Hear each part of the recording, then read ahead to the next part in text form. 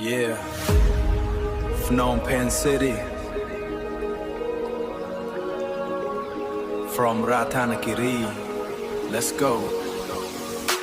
ចេញពីភ្នំចូលទីក្រុងខ្ញុំបដូរជីវិតពីខ្យល់ត្រជាក់មកសំលេងហៀមកសំលេងហៀដែលគ្មានថ្ងៃស្ងប់ចិត្តដៃកាន់ចង់ចង្កូតមើលផ្លូវមុខមិនហ៊ានភ្លេចសូបិននៅក្រៅមុខ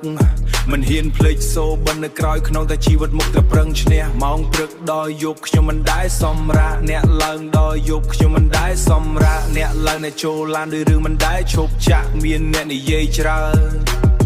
មានអ្នកស្ងៀមដូចខ្ញុំមាននរណាស្គាល់ទេថាខ្ញុំកំពុងគិតໄວក្នុងបេះដូងខ្ញុំរត់តាក់ស៊ីលើផ្លូវវែងដឹកសូបិនគេតែខ្ញុំឯងនៅតែស្ងៀមភ្នំពេញភ្លឺតែចិត្តខ្ញុំងងឹតជីវិតបែបនេះតែខ្ញុំមិនដែលបោះបង់ចិត្តភ្លៀងធ្លាក់លើកញ្ចក់ដូចទឹកភ្នែកខ្ញុំចងចាំរដូនគិរីដែលធ្លាប់ធ្វើឲ្យចិត្តខ្ញុំស្ងប់ស្ងំ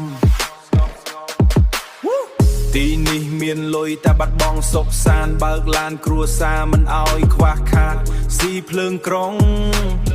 ឆ្លងផ្លូវក៏ស្ទះម៉ាស៊ីនឡានដូចបេះដូយបេះដូងខ្ញុំកំពុងបុកដោយសម្ពាធ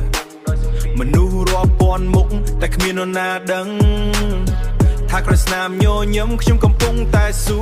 រួមម្នាក់ឯងខ្ញុំរត់តាក់ស៊ីលើផ្លូវវែងដឹកសូបិនគេតែខ្ញុំឯងនៅតែស្ងៀមភ្នំពេញភ្លឺតែចិត្តខ្ញុំងងឹតជីវិតបែបនេះតែខ្ញុំមិនដែលបោះបង់ចិត្តថ្ងៃណាមួយខ្ញុំចង់ត្រឡប់ទៅវិញទៅកន្លែងដែលខ្យល់បក់ត្រជាក់ដល់ចិត្តខ្ញុំវិញមិនមានសំឡេងហ៊ីមិនមានភាពរវល់មានតែភាពស្ងប់ស្ងាត់និងសុខសាន្តពិតប្រាកដ Yeah still driving still surviving ជីវិតអ្នករត់តាក់ស៊ី never stop Four Haze